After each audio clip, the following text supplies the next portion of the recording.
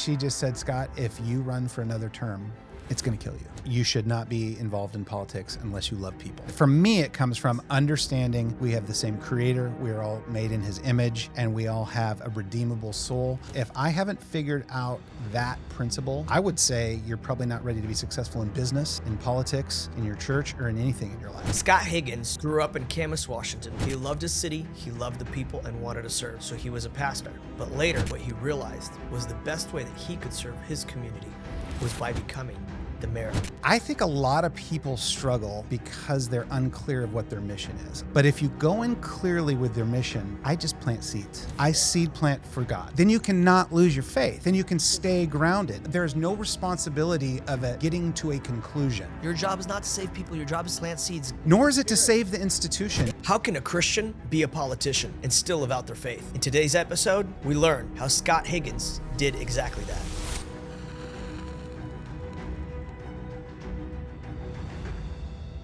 Here we go.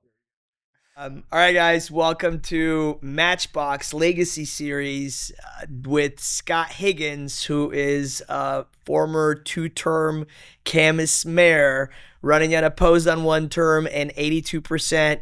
82% was your rate. My second term. Man. And so what's interesting about Scott is that he came from a very religious, very conservative pastor background, was a mayor, so got into politics.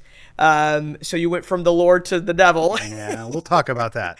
And then you went into business, which is also demonized in so many circles. So we're going to peel back the curtain. Sounds We're going good. to ask him all the crazy questions. We're going to poke fun at each other because we're friends. Let's start with your story and then weave in your life's principles and then leave some advice on what you think you can do to help this next generation live out and build a legacy. All right. Well, I'll do my best. You started in 1971, born in Northern California, where my parents grew up. Mm-hmm. But at 3 months old, they moved me and my sister up to Vancouver, Washington. So I consider myself a lifer. Then spent the first 5 years in Vancouver, near Landover area, Evergreen. And then my parents built a house in Camas, and we moved there when I was 5. So I spent all of my life in Camas, grew up in Camas, have now found myself back in Camas and don't plan to leave Camas. So, yeah. So you remember Camas when it was that stinky paper mill town. It went from being the ugly step-headed sister of Vancouver to being one of the coolest towns in the PNW, and you were part of changing that. You were part of creating that, which is super cool. So your smile on your face is, I love that. I got to play a small role, and I got to be there during the transmission, and it was really fun to see it change. I was so proud of Camas growing up, and played for Camas football, was fully involved in the community. At that time, my family was one of the few families that wasn't employed by the mill. Okay. Because my dad was a preacher for a church, and that was his primary living. Okay. And then he also would build frame houses on the side. So I grew up learning construction, spent summers with my dad working, all summer long. And then, of course, lived and thrived in Camas. And it was a great community. It still is, but it was really close. Yeah. Everything was the mill at that point. And so, I've seen a lot change. I mean, I think it was 5,000 roughly residents when I was young, and today we're 30-ish. 5,000 is like Yackle. Yeah, it was that small. There was nothing out there. And especially, as Vancouver grew into Camas, it was even further, like all 164th, all 197, that was just all farmland. So it was a job to get to Camas. Did Highway 14 exist? Highway 14 had been built. The old Evergreen Highway was still there, and that was that. But Highway 14 had been built, but 205 didn't exist when I was there. Oh, no way. So I was there as that got built and developed into the system. So the route to the Portland airport became a lot faster. Oh, yeah, it was a nightmare. You didn't go over to the airport. Well, you didn't fly anywhere back then. At least my family. Yeah, so pastors' kids are like 90% of the time are growing up really poor. Was that your story? It's funny. Probably. But we talk about this a lot. My siblings and I, we never thought we were. We there was always plenty of food. We always had clothes. My mom was, had big gardens and canned and prepared meals. And, we never grew up thinking we were poor at all. Where I know some people, like even, you talk about your story, you knew that. That was an awareness for you. Yeah. I was blissfully unaware that we were poor. But you were, if you were. I mean, probably economically it was a lower end. I mean, I wouldn't say we were poor, but we certainly didn't feel that way, and we didn't go without anything. Yeah. Well, your parents probably didn't present it the way mine did. Mine argued about money every day, right? So we were aware that there was a struggle. Yeah, we didn't see a lot of that. But the truth is, in America, even the poorest people are the richest people in the world. 100%. Right? So that there's truth to that. So that's cool. So you saw when all the Eastern Europeans were flocking into the Vancouver area. Oh, yeah. They had their head coverings. The ladies had their head coverings, and you saw them entering into construction. Yeah. You saw them coming into Camas. Yeah. Just a question, right? Sure. What'd you think of those people? So, I mean, I love people. That's just, I love all people. It's new when you don't see that. I mean, we grew up in a pretty homogeneous culture in Camas. And so you didn't see visually a lot of people that look different than you, but I didn't know to think differently of others. So the Eastern European teenagers today, millennials, did a bunch of crime. There was Colombian writing about it. KGW would post my face on there every once in a while. Like, did you feel like the Russians are you guys, like, what did you think as a mayor, a community leader? Were you like, we need to do something here, or what? Like, no, I don't have any memory of like being fearful or threatened by any segment of our culture or community members. And it might be based on, like, when I was young, it wasn't as much. Like, you didn't see it as much. Okay. When I came back after I got married, my wife was an OBGYN and therefore at Peace Health, and has been there for 33 years. Probably and delivering all of the babies. A huge section of her clientele were people with Russian background. And my only awareness was, like, she would tell me stories about, we had to wait for a translator to come in because I had this Russian speaking patient or something like that. But, I think over time, that changed a bit. I think more and more people began to have some more knowledge of the English language that they could do that with. And two, I kind of started visualizing it as they were clients. They were customers that my wife was serving, and I lived in a house because of them. Most people, like most Americans from Camas or even Clark County, felt safe around Russians, like it was okay? Because let me tell you why I'm even asking this. Because I remember growing up and our parents being like, hey, we're guests here, don't ruin our reputation. We sort of honored the American, the population that was from here. And I remember when, like, we were on the news and on the papers from the bad light, our parents were really upset about that. And they're like, oh, Americans hate us. Is that thought? My sense, it was never on my radar as a cultural thing, but that teaching and that instilling in a family value is 100% what my parents said as well. You represent the Higgins family when you go out. Don't bring shame on us.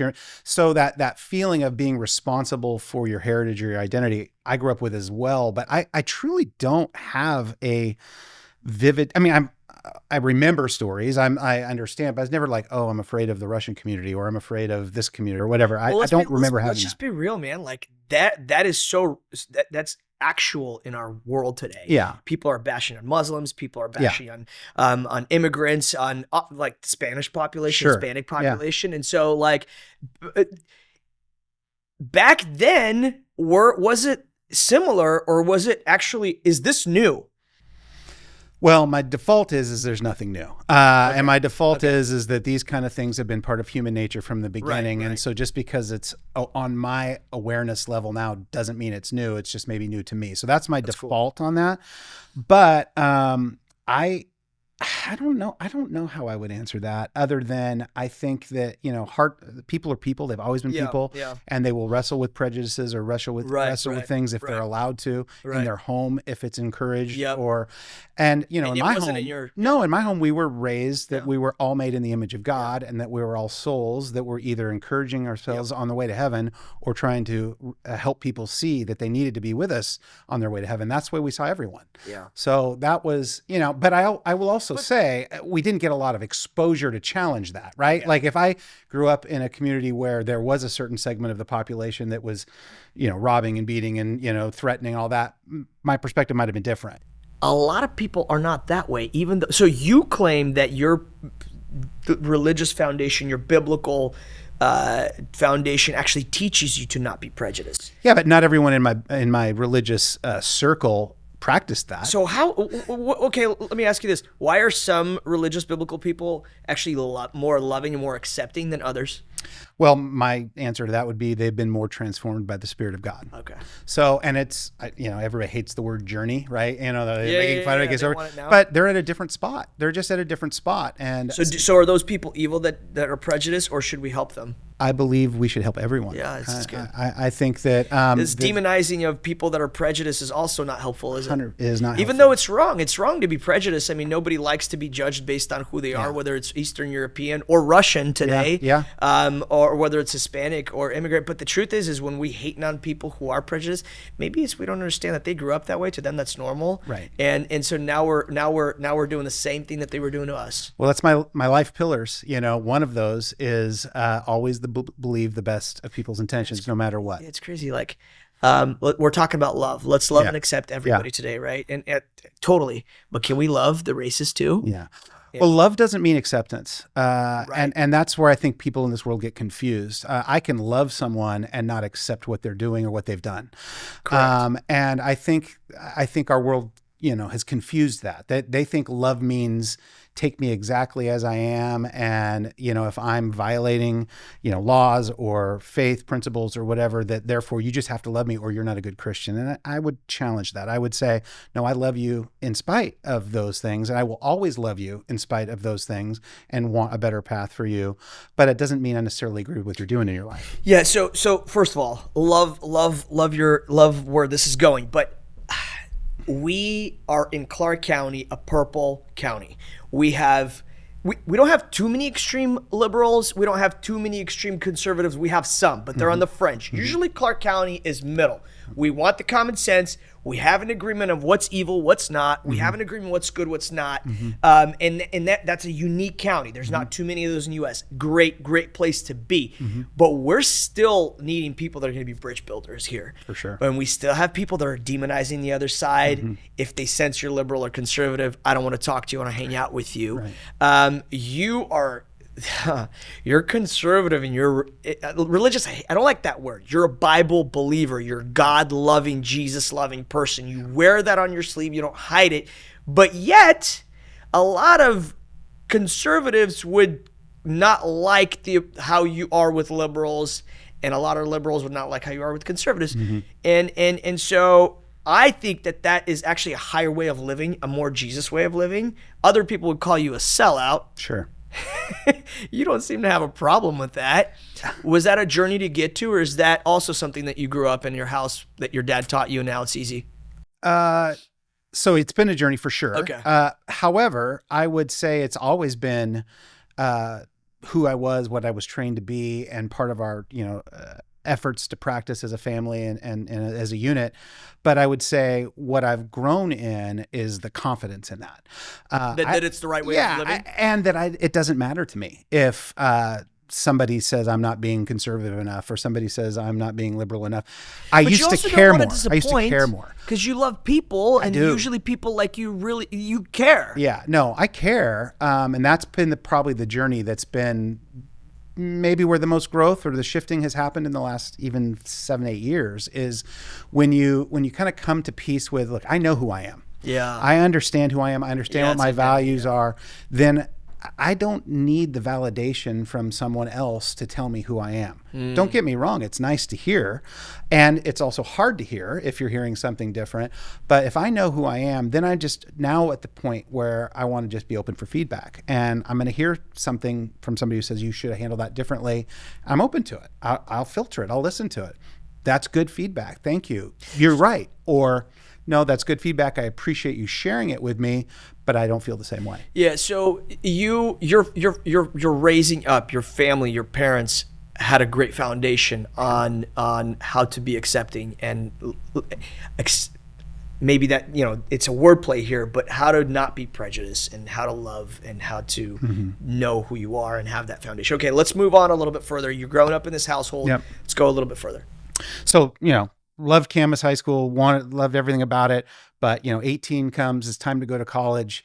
And I felt like Camas was too small. I needed to go bigger. I needed to go further. And so I went to Tampa, Florida, and went to Florida College. And it was a religious college attached through my heritage. There was some family ties to it. So it was always on the radar. But I know one of the reasons was, hey, I want to go spread my wings. I want to go do my own thing. Yeah. And so I did. Went there for, I went there to college 2 years. It was just a junior college at the time. And it's a 4-year university now. But, and then came back for a year, worked for my dad, decided this is not the life I want. Framing houses in the winter was not. You framed houses? For a whole year. No way. It was terrible. There's a lot of homes in Camas that I helped frame. No way. Yeah. Was it still 2x4s back then? We did 2x4s. Although, you measured them, they weren't exactly 2x4s. But it's much stronger wood back then. Yeah, it was. Yeah. Less particle, more real plywood, all that kind of stuff. So, so I had that great experience, understood what it was to work hard, also understood my gifts may not be being maximized by physically working hard, that maybe I needed to put my personality a little more in line. So I went back to Florida. Did you ever think you could be a pastor? It probably was always on my radar What'd as a possibility. It's just general ed. Okay. There was a lot of religious classes based in that, but it was just an AA degree in liberal studies. Did you ever think you were going to be a mayor? No. Was that like a crazy dream? No. Okay, let me ask you this. So I'll tell you how it happened. Today, for a lot of people, are like, being a mayor is a big deal, right? Yeah. To you, you're like, who cares? But when you were a kid, Camas is small, so it might not be a big deal. But when you were actually running, did it seem like a heavy lift? Yeah, it felt like I'll never forget, when I became mayor, that feeling, and I can't believe I'm the mayor of Camas, Washington. So you have that moment. Cool. Oh, it was amazing. Yeah. I remember sitting in my car going, I just became the mayor of Camas, Washington. That's cool. It was kind of amazing. Yeah. But it was never like I was my drive. It was how it happened was very organically. I mean, it started when my wife and I were married and we started having kids. My wife, as I said, was doing great as a surgeon and a doctor in this community. She's delivering babies. She's also a surgeon. Yeah. And so she's doing that load. Well, now it's important to us to have children. It was also important to us to raise our children. And so we had to kind of have that conversation that was very uncommon at the time, where, hey, maybe since dad's not going to have the income potential that a doctor and a trained surgeon has developed the years to do, maybe I should be Mr. Mom. Maybe I should stay home. Whoa. At the time, that was a very big faith no-no. I mean, not. What about as a man? And as a man, yeah. I mean. So you're staying home. She's the breadwinner. 100%. And that's 30 years ago. That was, 26 and 24, my kids. So 26 years ago. Hard. I mean, it was hard. I felt worthless at times. Oh, yes. Oh, yeah. I felt like, I'm less of a guy because I'm not doing these things. But it's also attached to us as men to go kill the deer, bring the food. For sure. Yeah, for sure. There's something built in us, created in us that drives that. And so we just determined it was the best path for us at the time and did that and wrestled through that, but just decided I'm going to treat it as if it was my full-time job, and I did the same things that probably moms do today that I had no awareness of. I'm making sure the house is clean and the meals are ready and the kids are provided for, and all that kind of stuff. Did you end up enjoying it? I kind of did. Yeah, I still love to cook to this day. Cool. That's cool. In fact, I do most of the cooking in our family still. Yeah. Did Allison ever kind of rub it in your face? No, ever. No, really. You've met Allison. I mean, she's incredible. She couldn't be a sweeter soul, and so she was always very supportive, always very aware of how different our situation was. Was she aware of how hard it was for you? Yeah, yeah. We would share. I mean, I have a wonderful life partner, and this year's 30-year anniversary. So congrats. Thanks. We wouldn't choose anyone different, and want God to keep blessing us with the years. So, but yeah. So no, she's always very supportive, and we we knew we were a team. I mean, that's me. That's number one, pick your team and don't break your team. And so we were like, we're going through the ups and downs together. So I was able to consult with her on some of the relational things with her office challenges. She was able to be supportive and aware, but out of that bore, like, okay, the kids are getting a little older. They're now getting into school. I have a little more time on my hands. I want to make sure my city is the same kind of place to grow up in that it was for me. And I had a neighbor come over and she was all upset about, the current mayor. I don't even remember why she was upset. Recent? No. This was back then. Okay. And she's like, you should run for mayor. And I laughed in her face. I was just like, yeah, right. I've never run for mayor, but when is this? This was 2000. Oh, this was 25 years ago. Yeah. So it did probably plant a seed that said, How old are you at this point? I guess I was 25. You just start. Yeah. Did you guys already have a kid? Or yes, we had young kids. Okay. And so you're 25. You have a couple kids. Maybe 30, you came back from college. Yeah. Allison's in her career, practice. crushing it. Yeah. Somebody comes over, tells you should be the mayor. Yeah. And so I'm like, yeah, that's crazy. But it probably did plant a seed. And then actually, I think that happened in 96. So it would have been right as the kids were born. But now 5 years later, that seed's kind of back there. And I knew I didn't want to run for mayor. I mean, who just shows up and gets engaged and says, I'm going to be the one that's in charge of everything? That seemed crazy to me. But I did think, how can I get involved? And so I thought, well, maybe I started talking to local people I knew, like, maybe get on a committee, maybe, get on a board. And so I kind of started exploring those options. I went and talked to a friend who was the city attorney, or at least I knew his family from growing up. And he was like, oh yeah, you should pursue that. That might be something interesting. And all of a sudden there was an opening in the ward I was in. I thought, I'll run for city council. And, it was a nice guy who was in the spot. It was not like I'm running against him to defeat this. It was just, I want to serve. I want to see what I can do to help my community stay the way it was for me. And so I ran for that. At that time, I was the only incumbent, I believe, in Camas's history, or the only person to be an incumbent in Camas's history at that time. It just became, I'd like to try politics. I'll give it a shot. At that time, you didn't beat incumbents, but I said, well, who cares? I'll try. I worked on a campaign with one of my still closest friends. That's Tim Hazen, who's still in the community and been a big part of my life for all this time. Is he still a council member right now? He was, but he's not any longer. Okay. He left right before I stopped serving as mayor. Yeah. And then my brother-in-law, who passed, my sister's husband. So the three of us were like, hey, let's figure out how to run a campaign. We didn't know what we were doing. We were like, oh, how's this for a slogan? And should we do this? And of course, people are like, oh, your signs aren't politically right. And, as far as the signage and things like that. So you have no experience in politics. Zero. And then so you just want to serve. She put this seed into you, and you're running against an incumbent who's a decent guy. And so you're not supposed to win. Right. How much money are you spending back then? I mean, probably $2,000 or $3,000. Well, in the grand scheme of things, is that like 10 to 20 today? Probably, yeah. And who's giving you this money? Friends in the community. And you don't feel bad that you're just playing with their money? No. See, a lot of people don't want to run because they're like, I'm going to take money and lose. It feels terrible. Yeah. No, I mean, I honestly probably didn't process it that much back then. I just knew the people I had asked to contribute had means and that they had given to other political candidates. So why not? And so I said, hey, I think I would do a good job at this. And they were like, great, we'll support you. So crazy step of faith there. But were you on any boards or committees before that? No. So this was your first role right away jumping. So that's kind of interesting. Yeah. And then, wait a minute, you're a pastor at this point? Yeah, I mean, I'm not full-time preaching, but I'm very involved. I'm very involved in the church, and I'm, and your church is cool with this? They're okay? Oh, yeah. It was, I think a lot of people in our community felt like it was a good thing for you to, show your faith to the world. So. Okay. Which we're going to get into that. Yeah. There are folks, and I was one of them, thinking that politics is a waste of time. It's actually, you're going to come out corrupt, or it's corrupt, and you don't want to be part of that. Yeah. Or it has nothing to do with our faith, because it is the world, and God is kind of not involved, doesn't care to be involved. We're supposed to just focus on our souls, the church, and salvation, because he's coming to rescue us. Your church doesn't believe that? Well, I mean, I think they believe what most churches believe, that we're supposed to be living in this world, but not of the world.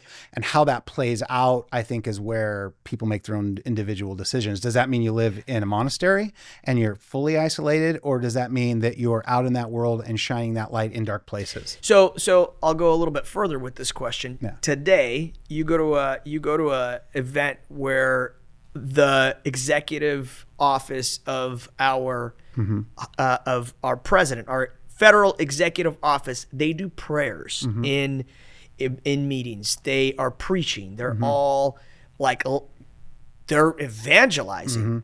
We've never seen this in the United States, especially today, because for the past 50, 70 years, like, there weren't any Christians in office, or very little. And if they were, nobody would care to know, and they would never mention it. You go into politics. You want to be the light and you want to shine. To what extent are you living out or evangelizing? And yeah. Well, for me, it's always been about the personal connections. That's the best way to reach people, is by loving people. So relationships. It's a relationship. It's 100% relationship. So I never felt the responsibility to, orchestrate an activity on the, in City Hall that then shone the light directly that I'm a Christian. I wanted it to be seen by the way I treated them in disagreements, the way I loved them, the way I cared about their families, the way I spoke my words, and the way I treated people. So you're not there to evangelize. You're there to treat people lovingly and be the light by living out biblical values. Okay, that makes sense. 100%. Let me ask you another question. Did you? So this might be cut out because this is crazy. Well, here we go. So here we go. You're Camas mayor. You're a Christian, and the LGBTQ communities comes to you, and they want to make sure that there's a flag that's waving in June. And it's waving in Vancouver. It's waving in a lot of cities. And some cities are out. Did you ever have that happen to you? That particular case didn't come before me. There were some times where people would ask if we would do a proclamation for this day or that day and those kind of things. And for the most part, I had no problem doing many of those. What do you mean?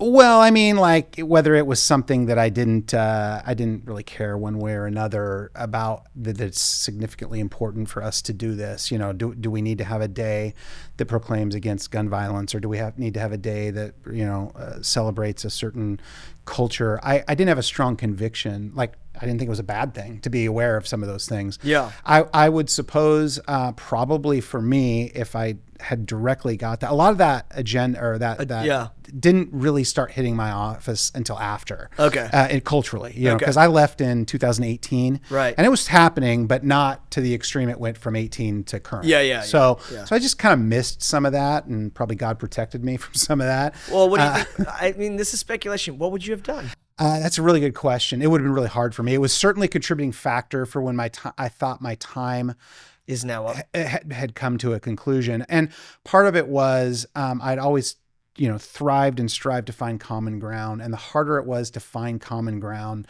the more uncomfortable I felt in that setting. And so I'm not sure how I would handle that. So to those that are thinking about how are they going to live out their faith if they were to be in office, what would you say to them? Well, because they're going to be today. There's no way you're going to have to face that. I'd go back to know who you are, understand who you are, believe who you are, and recognize what your job is. And your job is not to, in my opinion, stand on the street corner with a bullhorn and scream loudly at them what they should do. In my opinion, it's far more effective to show them how you live and make them want what you have. So that would be the approach. Show that. Necessarily don't have to necessarily, preach that. Now, I'll give you an example. I was thinking about it. I'll give you an example of where it came up. And this was in Vancouver. There was two things that happened when I was in office where this principle came into play that I can remember right now. One of them was there was a mayor's prayer breakfast. And it's called, I think it's still going on today, but it's called something different now. It's called Clark County Prayer Breakfast or something like that. Yeah. But at the time, the history was it rotated, the host mayor rotated, which all that meant was, this organization's going to organize it. They're going to invite the speakers. They want all the mayors and civic leaders there. And as your host, then you might come up and say a few words before the event happens. So it was my turn to host it. And we got a letter from some Freedom Against Religion organization out of Wisconsin, Madison, Wisconsin, to City Hall, saying cease and desist, and you're not allowed to do this. This is a blend of all that. And so it kind of, rocked me for a second, like, wait a second, what's going on? Am I doing something illegal in this? Or am I just trying to do? Yeah. And so consulted with my city attorney, and he's like, throw it in the garbage can. He said, you're not doing anything. The city's not sponsoring this. You can do whatever you want as an individual. Yeah. And so I did. It didn't affect anything. That was an example where. So do you think doing prayers at your office with some of the staff that are believers is okay? I did that many times. Yeah, but is that kind of intermixing faith, church and state?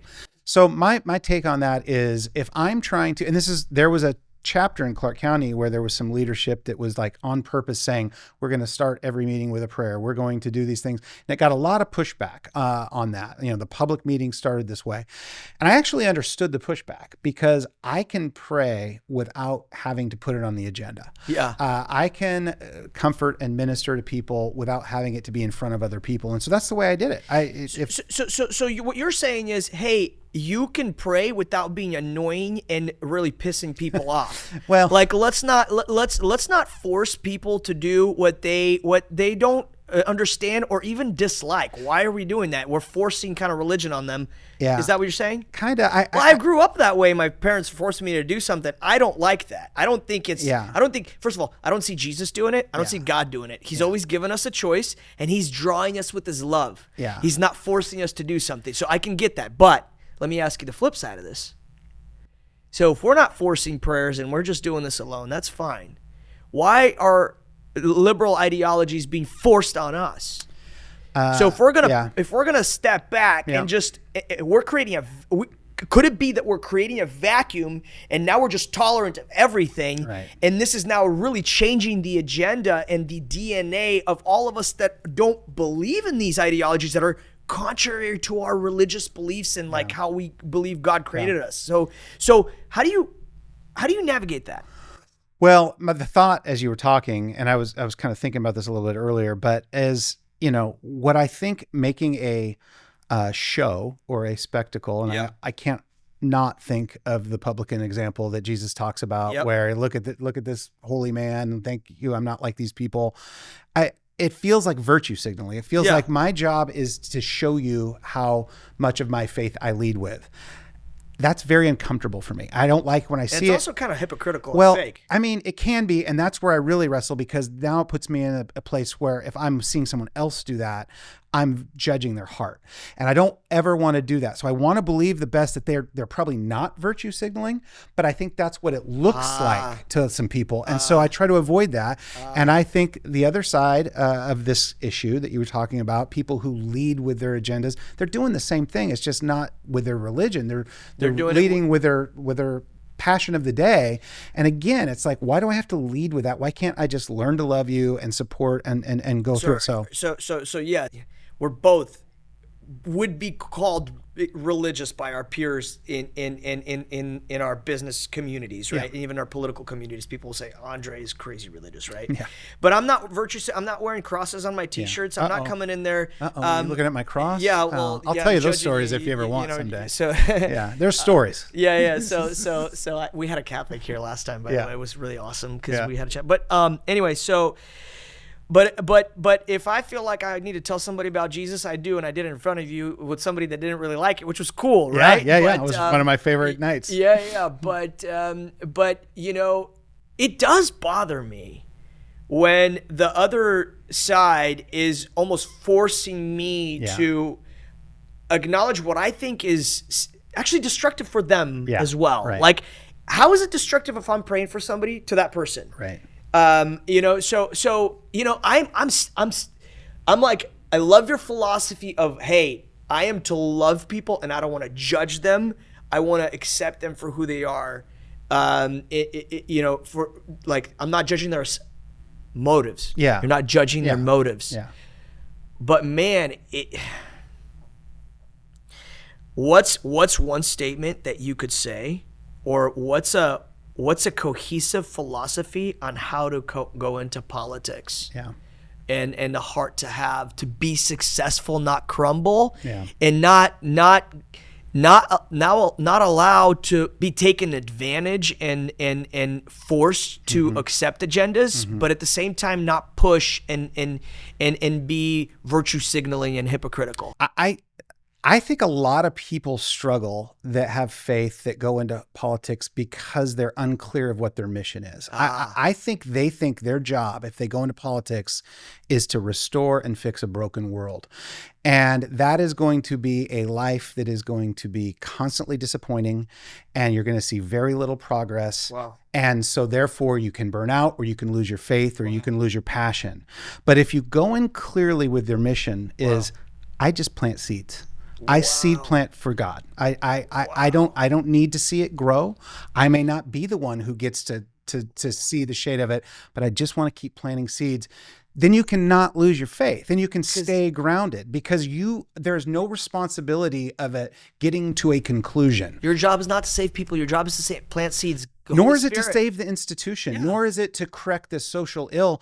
And so many politicians, with faith or without faith, lead with that. I get elected, I'm going to do this, and I'm going to get this done. Yes. And they get in there, well, I can't do that because the rule doesn't let me do that. I can't. So if you understand your mission going in, I'm just trying to shine light. I'm trying to plant seeds. I'm trying to bring positive energy and to bring out the best in people. Well, you're going to find wins every day.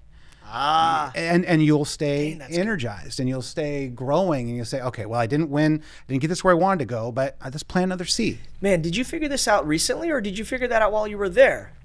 Because you clearly didn't have this mapped out. I had any of my life mapped out other than I wanted to serve God.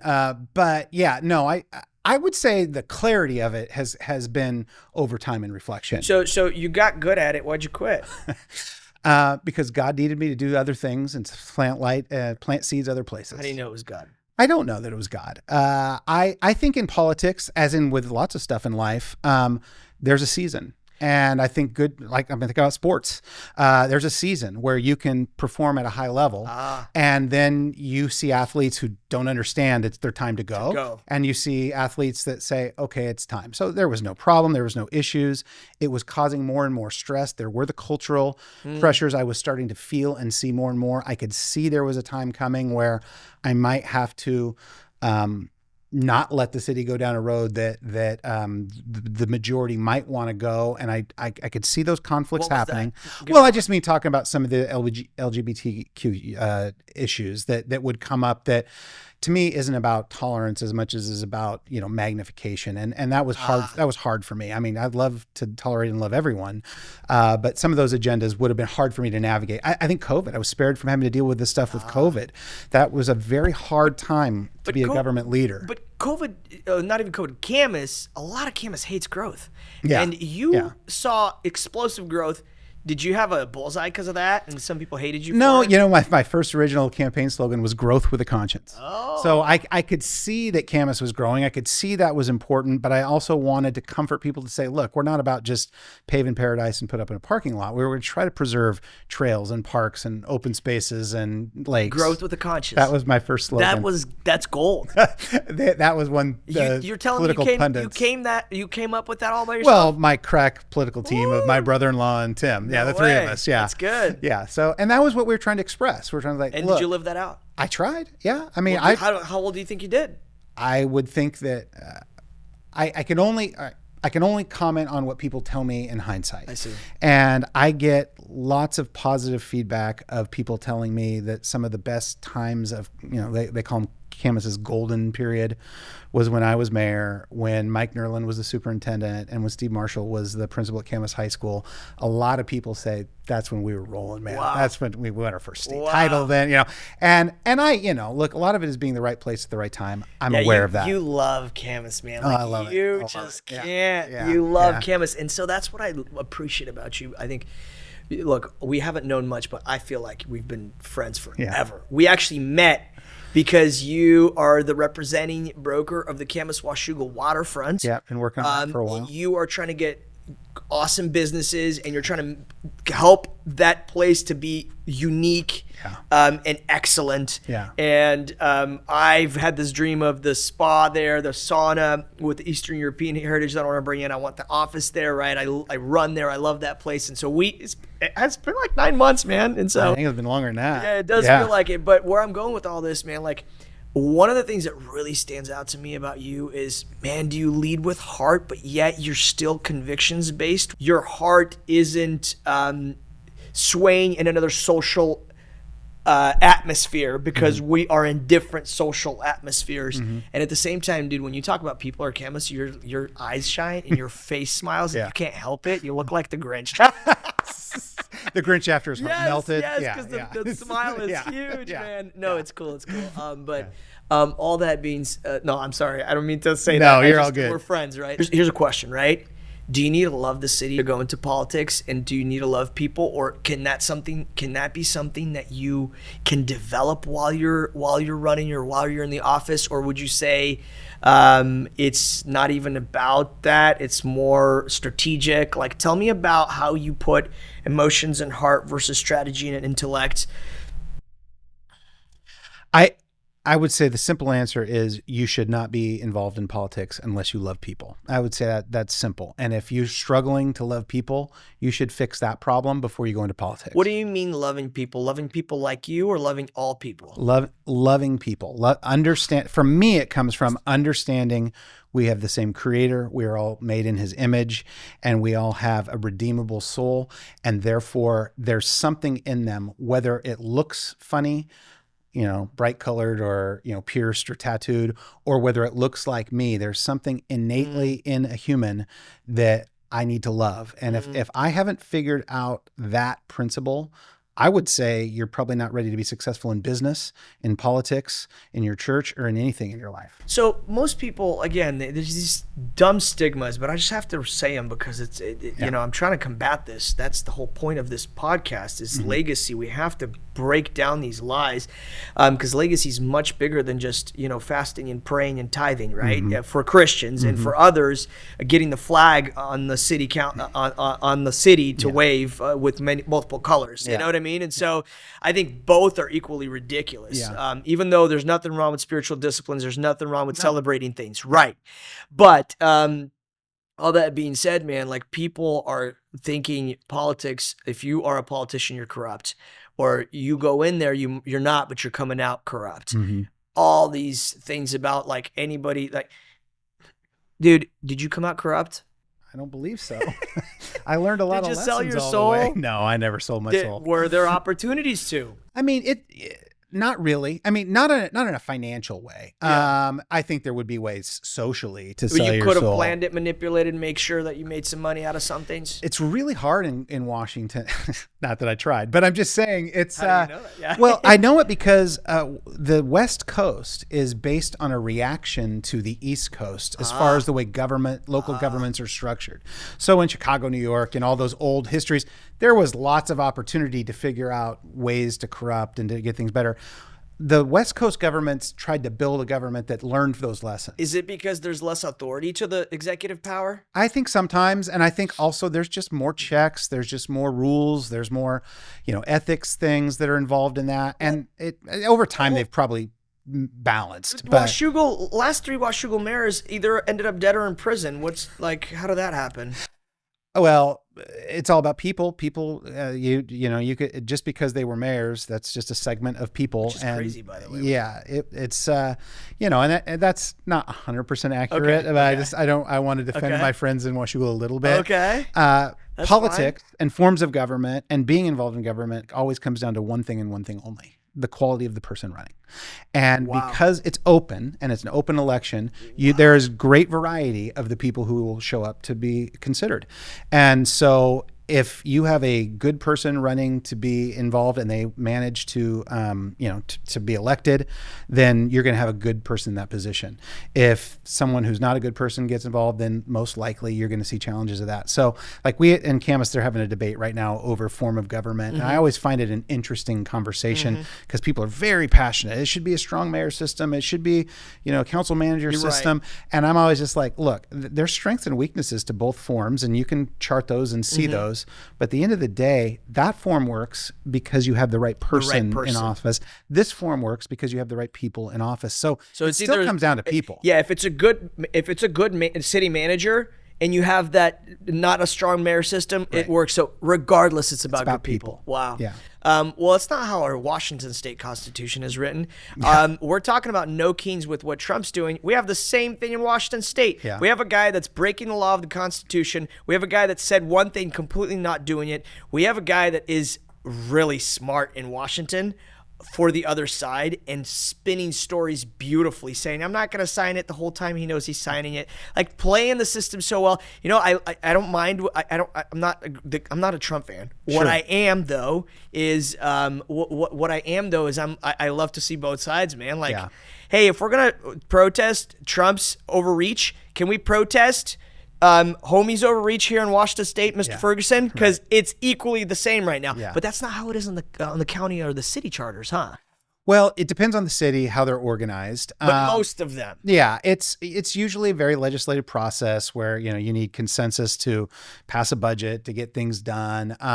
It's similar setup where, if you have a strong mayor system, that mayor is the executive branch. He can drive policy. He can influence council. He can recommend budget. But you still need 4 people on that council to get it passed. Just like in the legislature, the governor can drive and push, but he still needs to get passed by the House and the Senate. Washington's issue is that we have a super majority. Yeah, it's just so party driven, and if it was people driven, we'd probably get better results. Yeah, I mean that's why the balance of power is so healthy, even though it doesn't seem like things get done. Well, so first of all, there were some clips to cut from what you said just about people. That statement right there is key. It's not even about that as much as if it's a good person. So are we getting that, Mr. Josiah? Come on.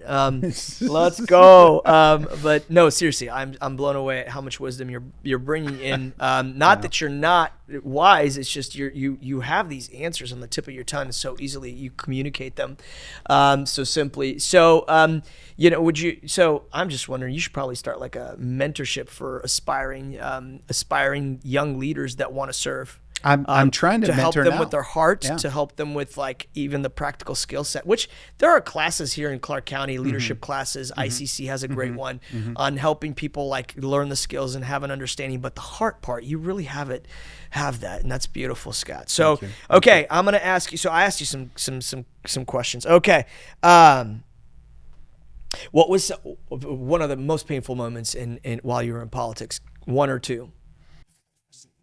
I did not anticipate that question, so I haven't fully thought that through.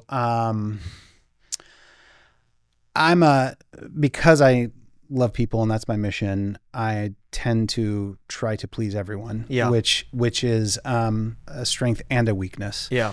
And when you've got, the majority moving the same direction, it can be a great strength. But when you have to, when you can't solve things for people, that's a big stress. And I wear that. I had a real, one of the reasons I had to kind of eventually leave is social media really came alive during my time. The first 5 years or so, it was pretty passive. It wasn't involved. The second, 4 years or so, it was just front of. And so somebody would, you'd see everything as mayor. I'm embracing this. Oh, we should be on Instagram. We should be on this. And I'm reading, everything that people say and their comments. And anytime, once in a while, they'd say something about me, but that was pretty rare. I didn't get personally attacked a ton to my face, thankfully. But anytime I saw a critique on Camas. What this mind heard was a critique on Scott Higgins. Yeah. And so I would chase it. Like I remember one issue particularly, fireworks was always controversial. And I just felt like it was the never ending dilemma that, some people loved them and it's my faith or it's my heritage and it's my freedom. Other people, it's like, you're hurting me and I'm, all these issues. Yeah. So that was always an issue that I knew it was hard to find common ground, but we strive to. But I remember this one keyboard warrior just ranted and raved about the city and saying, false accusations. Oh, they're being paid by the fireworks, lobby and all that kind of stuff. And I just decided, you know what? I'm going to call this guy and I'm going to come over and talk with him. And so I got his address and I called him and I said, hey, I'd like to stop by and visit. And it was so funny because he was not the same person he was in the keyboard. Wow. And he was shocked that I would spend the time to come and visit with him. That is crazy. And, but that's what I did. And I think that's probably what started burning me out is like, I would that was just one example. So that was a good thing, but it was burning you out. Yeah, it was over time. So what should you have done? I don't know that I would do much different on that. I think because of my perspective of I'm here to help people and love people and try to work on their problems, that was important to me to do that. And I would have to shift what my priority was in order to change that. So that kind of brings me back to, you just got a period of time where you can do this at the energy I was trying to do it at. So what you're saying is all those things were taking a toll on your heart and on your mental capacity, my physical health, your everything. Physical health. Yeah. And what you're saying is the reason why you were done is because you gave everything you had and you realized you didn't want to sacrifice anymore. I think so. It was a sacrifice. Oh, for sure. It's a sacrifice. I mean, you guess it's fun too at times, but it's definitely a sacrifice. Well, I feel like that about business too. Yeah. Like I at this point of my life, I mean, I've ran for 20 years so hard. The risk I took, the crazy things we've done, the long hours, and everybody looks at us today and says, "Oh, well, you're driving this car and you have this and that's so cool and prestigious." But I'm like, those are 20 years I'll never get back. Yeah, right. Those are 20 years of sleepless nights of pain, suffering, and a lot of stuff. And I don't ever want to do this again. Yeah.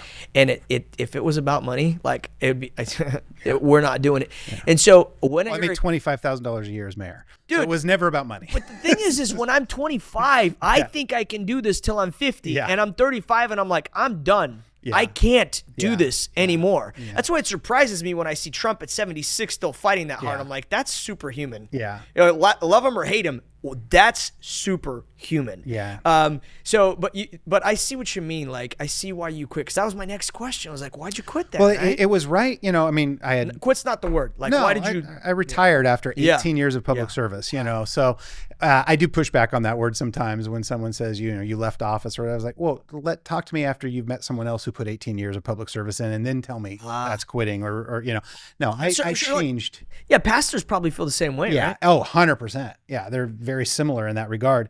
The emotional toll that it takes on caring and trying to help people it's a lot. But no, it came to the time where it was like I need to decide if I'm going to run again for a third term, or if I need to start. And in Camas, you can run. Oh yeah. I could. In theory, could have still been the mayor if I kept getting elected. Yeah, there was no term limits. And so, it came time to decide. I was vacillating whether or not it was something I had the energy to do more. And if I'm not going to do it, I felt a deep responsibility to try to make sure there was at least qualified people that could step in behind me ready to go out and do that. So it was, I either need to decide I'm going to do it, or I need to support those who could do it that I thought would do a good job. And that was a time I'll never forget the conversation my wife and I had. We had a lot of stuff going on. My oldest daughter leaving home, which, college? For college. Yeah. And that was kind of, you just don't envision your family is going to come to an end when you're going to soccer practices and all those kind of things. Like at that time, you're like, this is exhausting. I got to go to another ballet thing. And so I always try to tell those guys, cherish these because it's going to go. And so it was really kind of soul crushing when your daughter goes to college, even though that's life, what's supposed to happen. But it was an adjustment. So we were dealing with that. We were building a house. And you have two daughters, Two daughters. Yeah. The first one is where it kind of hit. By the time the second one left, we were like, oh, wait, it's actually kind of fun to, to eat what you want and, do what you want and all that kind of stuff. But I mean, didn't mean we didn't miss her. It's just, we gotten used to the idea. But she could see I had put on like 70 pounds. I was very unhealthy, and I was stressed. I wasn't sleeping right. And how long was that? That was it'd probably been building over 3 or 4 years, you know. And she just said, Scott, if you run for another term, it's going to kill you. Wow. Your wife told you My that? wife told me that. And I was leaning against it, but that was like, was there, okay, so here's another question. Was there like an addictive side to the power at all? Like on the fleshly level? That doesn't mean you were reacting to it, but could you see the appeal of why people just can't step out of power? Because we see that too. Yeah. Even though it's killing them, they're like, just can't let go. Yeah. So for me, I honestly never visualized it as power. You never felt that. I didn't feel the power, but there is an addictive or a pride appeal to being the guy. Yeah. And to being the Especially, one, oh, let's go talk to the mayor. Oh, can we get a selfie with the mayor? Yeah. You know, and that feels good to the soul. I mean, it's like, oh yeah, that's cool. So there is a piece of that for sure that was enjoyable. You know, everybody wants you to come to their event. And most of those events you wish you didn't have to go to. Once in a while, it's kind of, oh, this is kind of a cool thing. I'm glad I got invited, you know?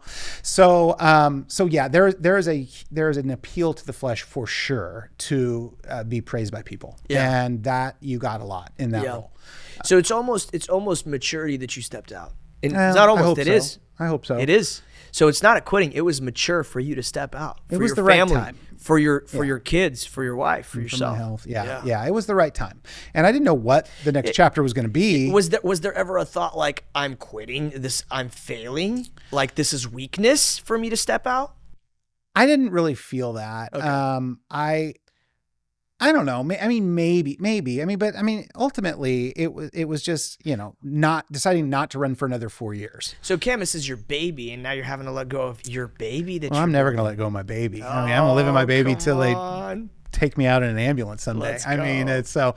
Yeah, I'm intend to be a lifer if God lets me. I'm planning on staying in Camas. You're going to push 120. You got another 65 years. I'm not sure I want 120. I'm too ready to see what's next. So look, man, I've had such an enjoyable conversation, but we got to start toning it down. So I have to ask you some specific questions. Okay, perfect. My hope is that more people with conviction and with, I know they're probably smart and they can make money in business, but let's pull them into service because money doesn't satisfy and service is beautiful. What would you tell those people? Why should they do it?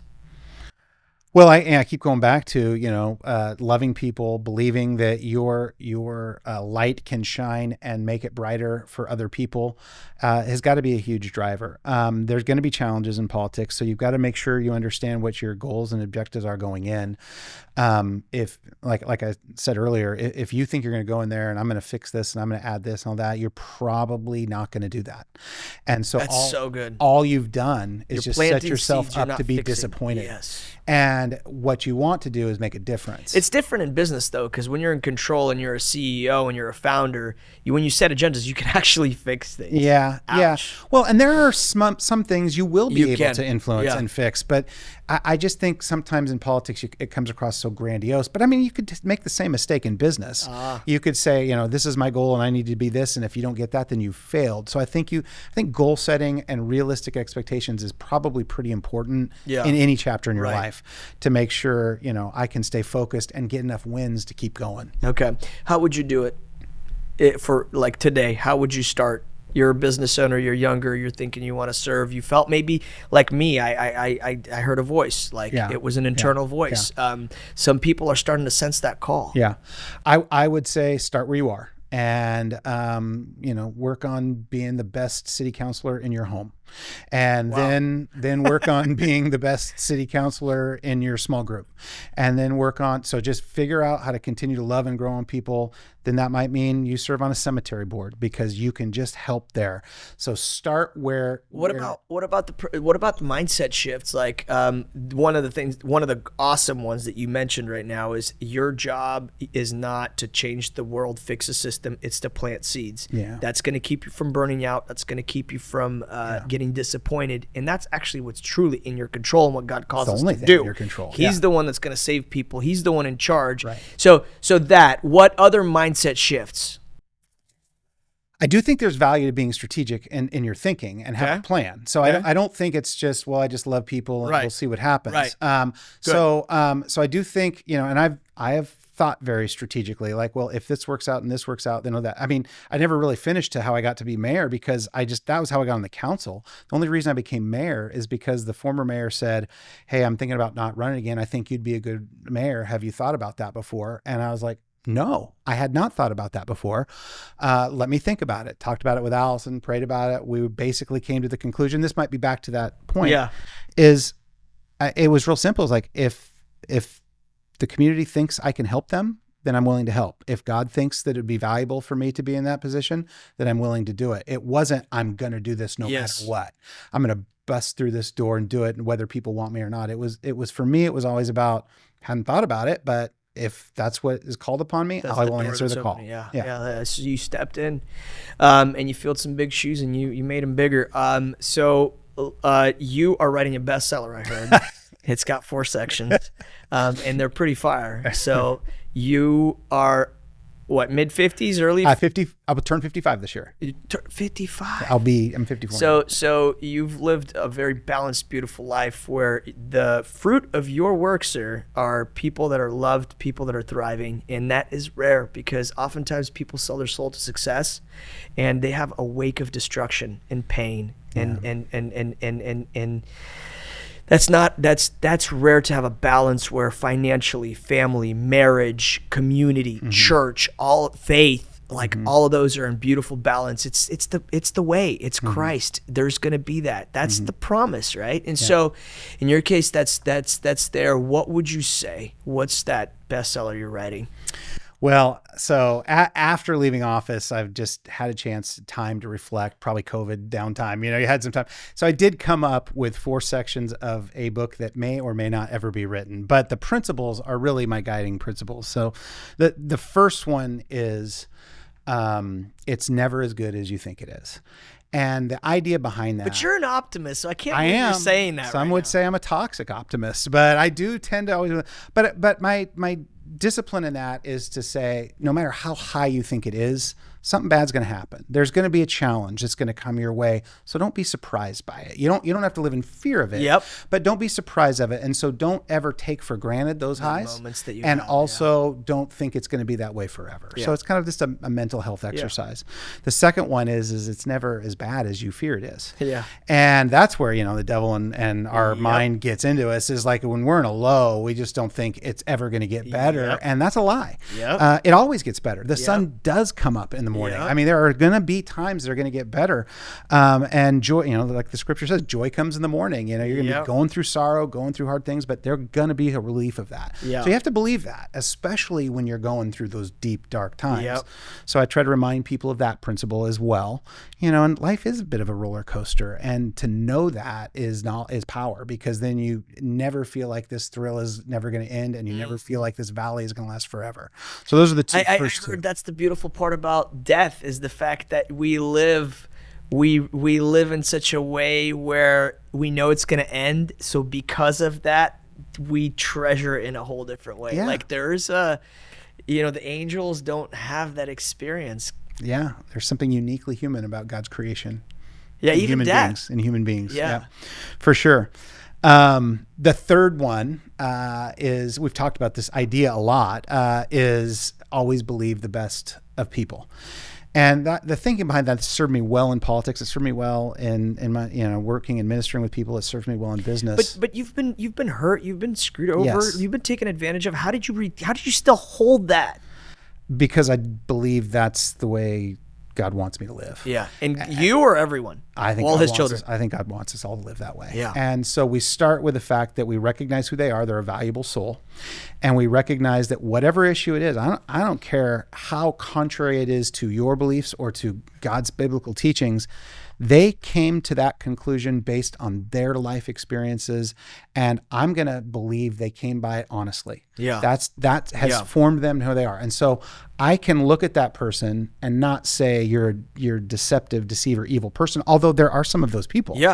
But I can start and lead with, this is a good person who's gotten to this position, and it was based on their life experiences, and I'm going to reach them from my position based on my life experiences and see if we can find the common ground. That serves a lot of political debates, most political debates that aren't, tied necessarily to your faith perspective, but are tied to whether this view or that view is more important. Yeah. You can get through a ton of issues if you believe this person is coming from the right spot. Mm-hmm. And like I said, I've been burned. You referenced that. We've all been burned. I still choose that it's a better way to live, to not constantly be living in expectation of somebody being disingenuous, but live in expectation that they're coming from an honest spot. Now, the same person with a history, you might learn the valuable lesson that it's time not to continue casting my pearls before swine. Yes. You might learn that. Yeah. But I don't think that's where I start from. I start from, I'm going to believe the best. I'm going to believe the best and work through it that way. Yeah. So that was the third one. And then the fourth in this future to be written book is, at the end of the day, live in peace because God's in control. So, and my thinking on that is, listen, I can worry and plan and strategically want things to go certain ways and want the best for these things. But at the end of the day, God's going to have me at the end. And I don't necessarily need to worry about who's the president, who's not the president. I don't need to worry so much about who's the governor and who's not the governor. I can care about those things. I can try to influence those things, but I'm going to rest assured that God has this world. It's the only way that, when he says things like Paul says in 1 Peter chapter 2, to honor Caesar and honor the emperor. The only way that makes sense to me, because remember, this is a guy who's going to kill Peter in 2 years. Yeah. Literally persecuting and killing people. And the instruction is honor them. That's the only thing that makes sense to me, is that if it was about I have to actively oppose them, then the instruction should be take a dagger to Caesar and kill him and destroy him. But that's not what he says. He says honor him.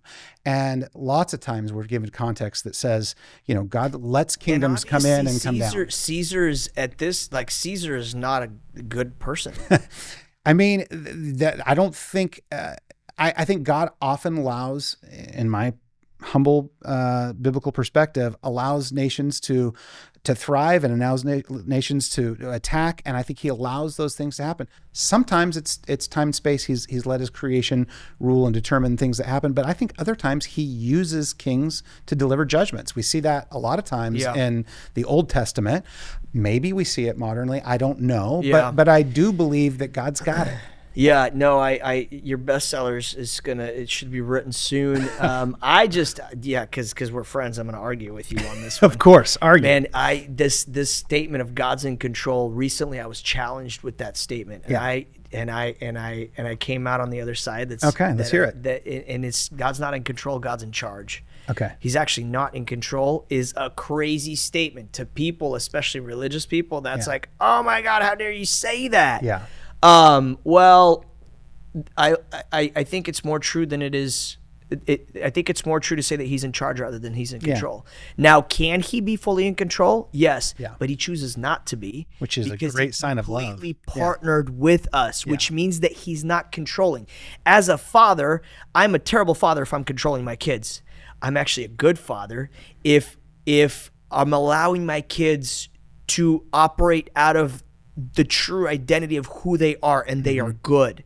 So when God partners with us, yes, he's ultimately in charge, just like I'm in charge of my house, but he's not controlling. He's not an immature parent. He's actually the best, which means that control is probably not the word, which means that he doesn't use people, which means that he's not like, oh, I'm going to use this king to go destroy this nation and bring judgment. It's more like, hey, your actions caused the judgment of yourself. You guys voted this king, and his evil is now creating corruption.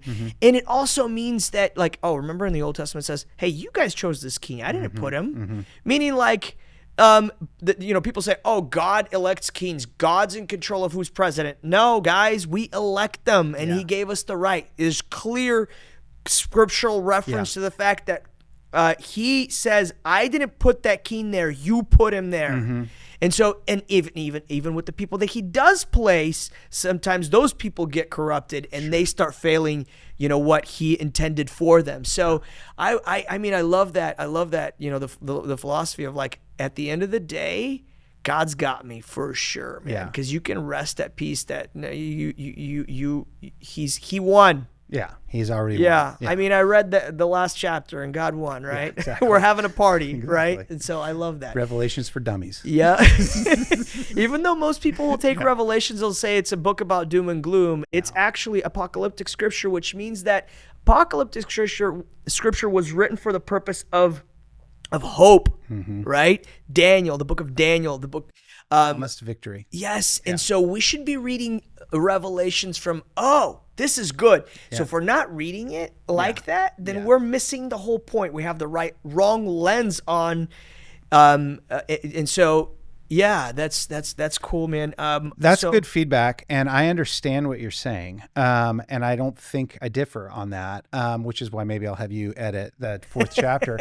Because, the idea is that he's in charge. Yeah. This is his world. Yeah. He's in charge. Yeah. But what we love about God is the freedom he gave. He loved his creation enough to let them be in control. Yes. And that, I'm sure, as a parent, as we can both understand, it's difficult when you see the creation controlling their decisions in a way that's contrary to what's beneficial for them. And that's hard. Yeah. It's hard to watch, but they have the freedom to do it. Yeah. So, it might be in my phrasing. We completely agree on that philosophy, but it's an important one because a lot of people think that God's just this cosmic, puppet master. Yes, and he demands our worship, and it's like, there's a lot of bad theology out there for sure, and no. Man, the truth is he is so freaking awesome, good, amazing, loving. Like, if you could only see that, it's so good. Yeah. But anyway, all right. And the best way they see that is through us. Yeah. And that's kind of my core. Yeah. Just plant seeds. Yeah. Just shine the light. Yeah, man. It's true. We finished that statement together. That means we're soulmates in tune right now. but really, okay. Couple questions we always ask on this podcast. Okay, all right. What would you say to 9-10-year-old Scott Higgins if you were to look him in the eyes right now? What would you tell him? There's going to be ups. There's going to be downs. Believe the best in everyone, and God is in charge. Come on. I just changed the book. Yeah. No, I mean, if I would think, man, I don't know. I mean, I would say, you've been made with specific gifts. Lean into them. So your identity. Yeah. You would tell Scott who he is. Yeah. What are those gifts? Yeah. What are Scott's gifts that he needs to lean into? I was in anticipation of having this conversation. It's one of the worst things I don't like to do is say, hey, why am I what makes me special? I don't like to do that. But so I asked a few people in my life this week, what would you say is, maybe my best skill set? And what's funny is they were all thematically the same. They weren't all the exact same. One individual told me, my boss at work, he said he's very rough around the edges. So he delivers it in a strange way. Like he said, you're not fake. And I was like, what do you mean by that? He goes, well, you are authentic. You are who you are. You're genuine. You truly love people and it's obvious. And I'm like, okay, well, that makes sense to me. That's why I try to be, I asked a kid I'm mentoring right now, what he thought. And he's like, I'm trying to not make this personal. I'm just seeing what I recognize in you. And he said, you're willing and able to be a support structure in everyone's life. So you're there to provide the anchorage or the support for them to be able to figure out what to do. I was like, okay, well, I appreciate that thought. And then I asked my wife, and she said what I was kind of thinking is you know how to connect people. You know how to look for the strengths in people and find other people and say, hey, you guys should meet. You guys should discuss. You guys should do things together. And that's where I would say is what I think is one of my gifts. I think your superpower is seeing the good in people.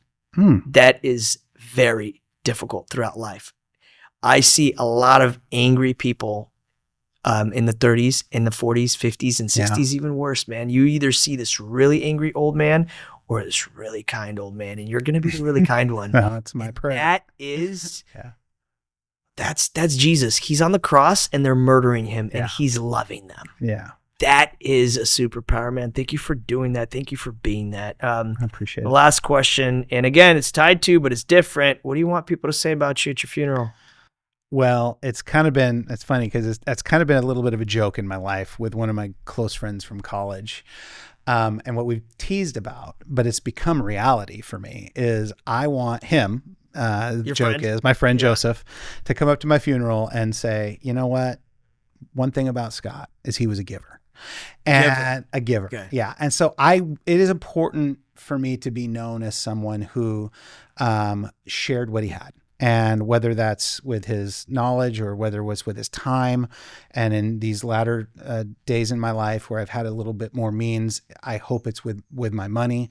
I want people, like, it is my dream. Like, I want to pick up your bill today. I want to buy your lunch today. I want to make sure that you come over to my house and you eat my food, and I don't want you to bring anything. I want you to just be here. And so that is how I want to be known. I want to be known as a giver, someone who just God gave a lot to, and he didn't hoard it. He let it flow through him. Wow. Scott, thank you. Thank you you for sharing. Thanks for being here. How could people reach you? How could they get a hold of you? What do you do? What are you looking for? How can people be a blessing to you? Well, I in this last phase of my life, I am working commercial real estate, and I really focus on people and making their needs and helping them. And I brought on a young man to kind of train and help him. So if there's any way, Riley and I can help you. Commercial real estate in the Fuller Group. We would love to help you there. I live in Camas. You can catch me every home Friday night at the Camas football games. I live down near Camas Meadows. If you want to meet and have coffee or just visit, I would go on a walk. I would love to meet you. Yeah. So you are our designated commercial broker from Provision Group, and you guys are crushing it. We're so happy that you're doing that for us. So, yeah, guys, I hope you enjoyed this episode. It changed my life. It's going to change yours. So tune in, listen to the whole thing, and we'll see you again. Thanks.